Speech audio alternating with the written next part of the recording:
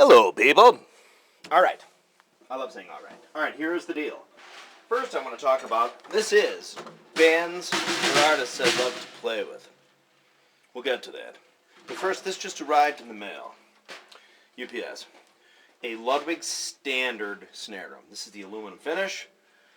These things are so underrated. They used to be so cheap. Actually, I did get this one cheap. It was like 60 bucks. Look at this. P83 has the Ludwig. You know, they should have just used these still on the Supras, but they went to the new other one. Look at this. I mean, some people sell P83s for 100 bucks. You know what I'm saying? This is a rare 10 lug model, though. You'll never, ever in your whole life see a 10 lug one of these.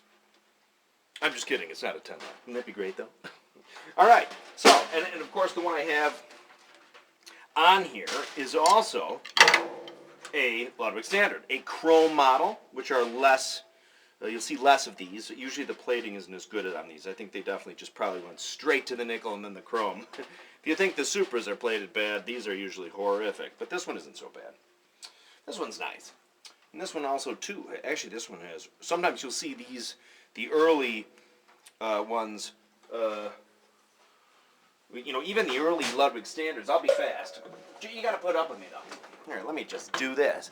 Hey, come with me. I'm hypomanic. Look at hypomanic Terry. Hey. All right, see that? That is a frosty standard, just like you'll see a frosty acrylite. All right, now that we've done that, do my PayPal. All right, anyway, so that's a quick plug for the Ludwig standard. All right, let's make sure we have everything snuffy here. Let's double check, shall we? Okay. All right. Okay. Now my first band, of course, that I would love to play with, is of course Led Zeppelin. Of course, the Dude Sickles are ancient. God love them. You know what I'm saying? I adjusted my snare height. And I just had my root canal today. Oh, boy, I just got back from that, baby. Woo. All right, Zeppelin.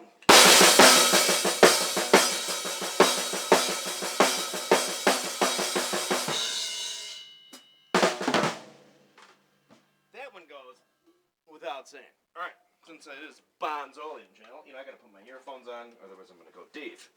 All right, The Who. Gotta love The Who. I'd love to play with The Who. Oh, I'd love to be Bob Who. Wouldn't it be great to get Zach Starkey's gig? Whew. Boy, too bad, you know, I have a fantasy. In the middle of the night, Zach Starkey's like, BONZOLEUM, I can't do the gig. Come on over. We'll pay you $500 million and give you 900 college co-eds in your locker room every time before the show. All right, but you know, and wouldn't that be great though? The Who. It's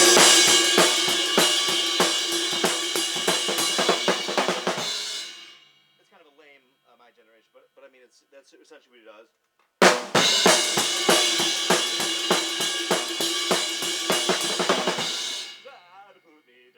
Right? All right. The Police. I mean, wouldn't that be a great gig? Stuart Copeland calls you up and he's like, listen, Johnny, or whatever, you got to come in. You know what I mean? Get your little 13-inch hats, you know. Of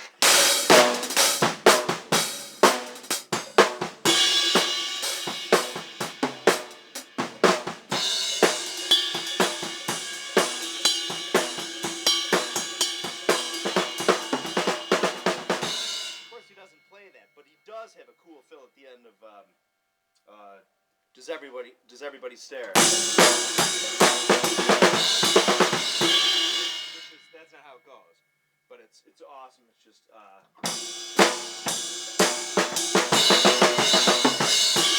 gotta listen to it. It's on the fade out everyone's stairs. All right, who else we got? Phil Collins. I'm gonna tell you something. Phil Collins is a monster drummer. You'd never know.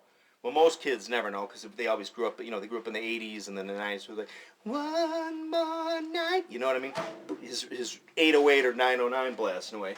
He did use that as a tool to track stuff, though. Like in The Air Tonight, I think In the Air Tonight, if I read somewhere where he was just, that was the 808 or the 909, he ended up keeping it in. He was going to put more drums in it, but just kept it in. Or Man on the Corner, stuff like that. Anyway, but Genesis, the point I'm getting is Genesis. Like back in New York City,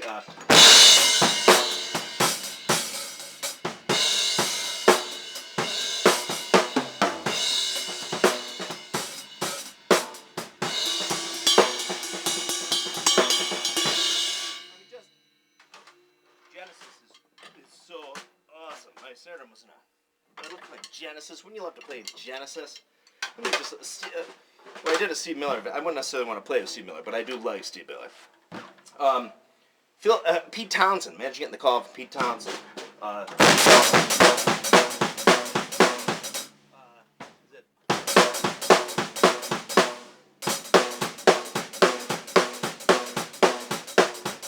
Face the face. Okay. I mean, it would just be fantastic. I mean, think about that. When you want to play with those bands, you could be like Eagles. I just saw the Eagles documentary. You could do Eagles stuff.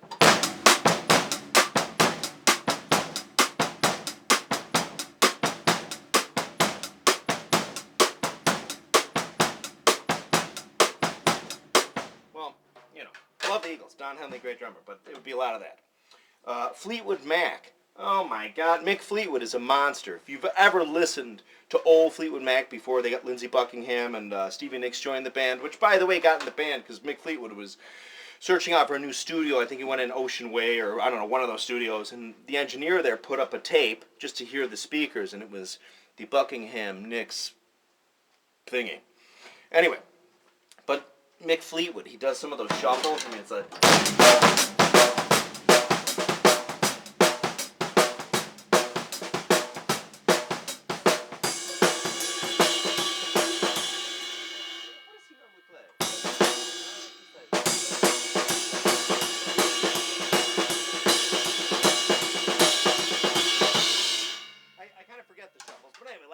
Some shuffles in there. He's a monster. Wouldn't you love to be Mr. Fleetwood Mac? Frankie Fleetwood Mac. I'll tell you another one. Mumford and Sons. My God, wouldn't that be a... There's actually no drums in Mumford and Sons. No offense against Mumford and Sons, but it's not really my style of music. I just said that to pretend like it would be funny. Alrighty. What else do we have? There's tons of stuff. I mean, like, Foo Fighters. Dave Grohl's a monster on the drums. You know who else is a monster too is this dude Taylor Hawkins. I remember watching that guy on TV once, and he was playing with, I think, Alanis Morissette. I'm like, Jesus, man. I mean, they're not necessarily like ultra chops guys, but they frickin' jam. You know, ba da da da da da ba da ta ba da ta.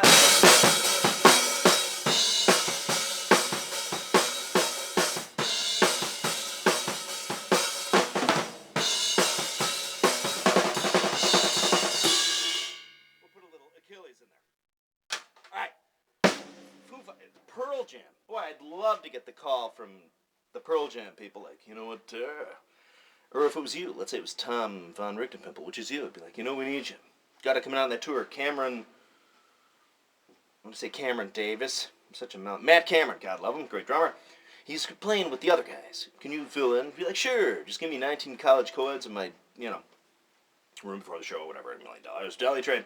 All right, but you know what I mean, like Nothing Man.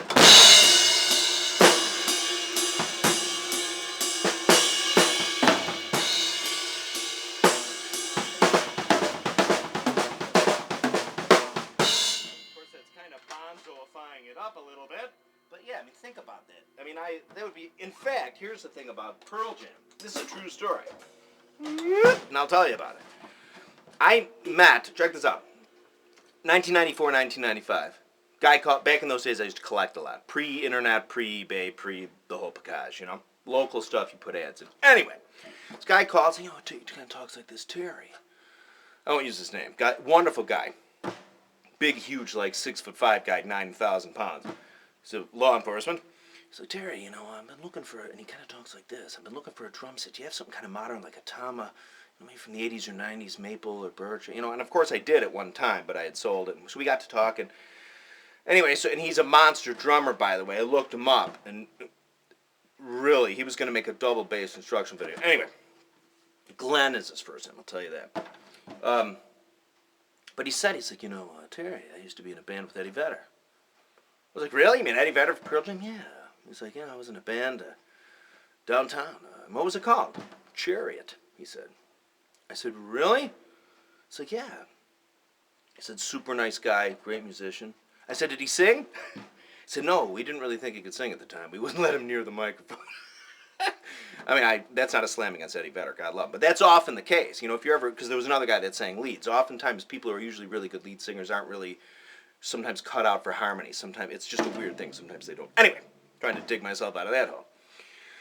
So about a year later, I'm at my sister's place, and this fella comes over and he's talking. He does music for this big production company, like for Hollywood and stuff. And we're gonna talk. He's like, "Yeah, Tara, so you're a drummer? Yeah, blah blah blah blah blah blah." Wonderful. This guy is the nicest guy on the planet. He's a wonderful musician. He's like, I used to be in a band with Eddie Vedder.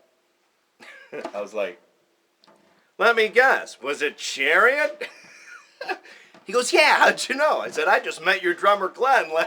So that was kind of funny. Anyway, that's a true story. Anyway, wouldn't it be great, Pearl Jam? The Stones, well, I don't know about the Stones so much. I mean, I love the Stones to death, but I'd rather watch them. Charlie Watts, I'd rather watch him race. And then there's another guy,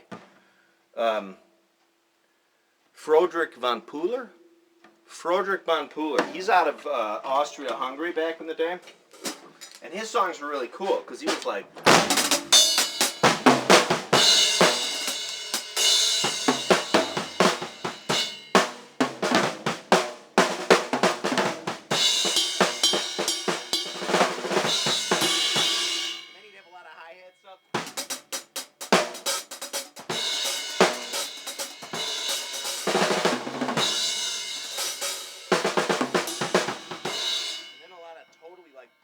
timey, like avant-garde stuff, like it was crazy. It was crazy. And then another artist I'd like to play with. Actually, another artist I'd like to play with would be Kate Upton. She might not be a musical artist, but she's an artist. Yeah, maybe we could go out for coffee, catch a fligorama, go to the Sybaris and have a baby oiled match of Twister. Anyway, so this was just a quick video. I just had my root canal. It doesn't hurt when they do it. They just shock you full of Novocaine, but then you keep your mouth open for like 20 minutes straight, like Clockwork Orangey kind of eyelid stuff. Anyway, I hope you enjoy the video. I'm going to make some more. I'll be a video guy. Again, I got to make some more videos. But honestly, though, in all seriousness, thanks for watching and liking my videos. I really appreciate it. Thank you so much. See you soon. Bye-bye. Don't let the doors slide.